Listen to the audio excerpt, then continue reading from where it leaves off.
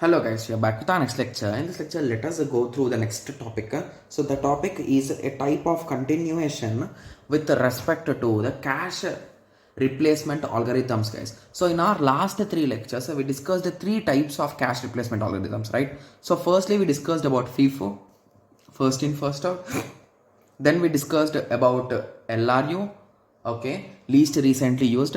After that we discussed about optimal algorithm, right? Yes, okay. So in those three algorithms we will be having types of misses, guys. So in examination we could expect a question like he will give a sequence and he will ask how many compulsory misses have been occurred, how many capacity misses have been occurred, how many conflict misses have been occurred. So in that way he could ask, guys. Okay, so that is the reason why we need to be clear with these types of misses. Okay, so the first type of miss is a compulsory miss, guys. So from the name only you can say whatever you do the miss will occur. That is nothing but the compulsory miss. So when a CPU demands for any block for the first time, then definitely a miss is going to occur as the block needed to be brought into the cache. Brown underline. So I think the colors are clear, right? Yes. Okay, so luckily brown and red colors are a bit good looking. Okay, yes.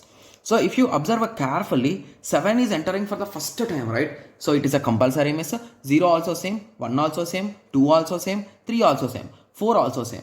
But when it comes to 1 has already came, 7 also already came. So totally 1, 2, 3, 4, 5, 6. 6 compulsory misses have been occurred. So in the same way, I have written for each and every question which I have solved in the previous lectures, guys. So if you want to cross check, you can cross check with the PDF or you can watch them and you can cross check them again, guys. Okay. Yes. So now you understood the concept of compulsory miss, right? Yes. So now let us go through the second type of a miss. That is a capacity miss, guys. Okay, so this also from the name you can say. So if your capacity is a 4 slots, if your 4 slots are full, if you are forcefully removing one, so that is also a capacity miss, right? So that is a nothing but the capacity miss. So basically your capacity is not enough for the requirement. Okay, so occurs because block are being discarded from the cache because a cache cannot contain all blocks needed by the program execution. Got it? Yes. So here I used a red underline. Okay, so if you observe here, is it capacity miss, guys? No, because there are empty slots. It is not having empty slots, but okay, it's done, right? Yes. So now when it comes to the third entry, so when you want to enter 3, the capacity is completely full, right? And it is a miss. So that is called as capacity miss. Similarly with 4, similarly with 1, similarly with 7. Got it? Yes. So now I hope everyone got a clear idea with respect to compulsory miss and capacity miss, right? Yes. Okay, so now moving on to the last type of a miss. This is a conflict miss, guys. Okay, so if you recall, in direct mapping and in set associative mapping, we are going to divide our particular blocks into particular sets or will be mapped to a particular slot, right? So in direct mapping we will map them to a slot, and in set associative we will divide them into a particular sets, right? Yes. So in both of these things, sometimes you might have a space, but as per the requirement of following the rules, that is nothing but rules of set associative or direct mapping, we cannot fill them in the empty slot and it could lead to a miss, right? Yes. So those misses are nothing but the conflict misses, guys. Got it? Yes, guys, I'll be explaining you with an example about conflict misses, so don't worry, okay? Yes. So in the case of a set associative or direct mapping block replacement strategies, conflict misses occur when several blocks are mapped to the same set or block frame. Got it? Yes. So now let us take a small example, guys. Okay? Yes. So please concentrate, guys. This question is really an interesting question if you ask me. Okay? Yes. So let us start. Okay, so the given question is consider a 4-way set associative. Okay, so they are saying how many way? 4-way set associative cache. Okay, 16 cache blocks are there. Okay, main memory has 256 blocks. Okay, and it is requesting in the order 0, 255, 1, 4, 3, 8, 133, 159, 216, 129, 63, 8, 48, okay, 32, 73, 92, 115. So sorry, 155. So they gave the list, right? Yes. Which of the following will not be in the cache? So basically they give four options, and they are saying at the end of the whole process, which of them will not be in the cache is the question. I think this is a PYQP, guys. Okay, yes, I think I forgot to write the year. Okay, yes, so let us start solving it. Okay, so the first thing which you should understand from the given question is, okay, so this question is based on set associative mapping, right? Yes. So once you hear the word set associative mapping, the thing that should come to your mind is, how many sets are there, how many cache lines are there inside each set is the question. So if you observe carefully, it was a set that four-way set associative, right? Yes. So with that understanding, you can clearly say that each set, so let us assume this as a set, so each set is having four slots, guys. So this is a set 0, and they clearly told that there are 16 cache blocks, means indirectly there are 16 items like this, right? So in total 1 2 3 4, sorry, okay, yes, anyway let it be. Okay, so these are 4, that is nothing but 1 2 3 4. So until here it is a set 0, 1 2 3 4, until here it is a set 1 1 2 3 4, until here it is a set 2, and at the end it is set 3. So a total of 16 blocks are there, and in each set we are having 4. So basically the first two statements are clear now, right? Yes. Okay, and they clearly told that in the main memory we are having a total of 256 blocks. I think this will not affect anything here, so let it be for now. Okay, yes. So if you observe carefully, how many sets are there, guys? 4 sets are there, right? Yes. And how many items are there here? So there are a lot of items, we need to give slots for them. Okay, so 0. So if you recall how we are going to assign, guys, so whichever are 0 0 1 2 3 4 5 6 7 8 9 10 11. So what is this pattern, guys? So this is a nothing but a mod pattern, guys. So if you do mod 4 with respect to the particular number, whatever value you get into that set it will go. So that is the logic here.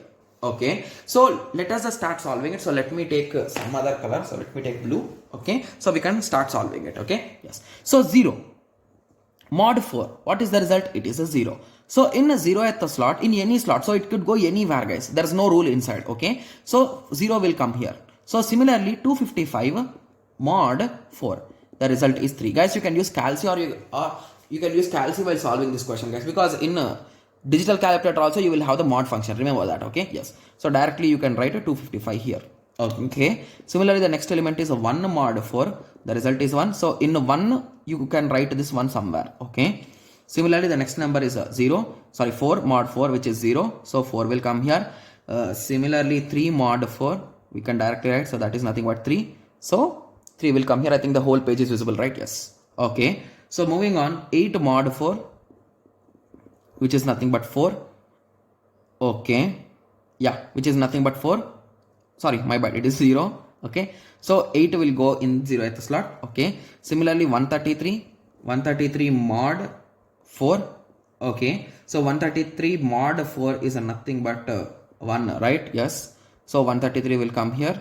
Okay, moving on, 159. So 159 mod 4, so what is the value? It is nothing but a 3, so 159 will come here. Similarly 216 mod 4.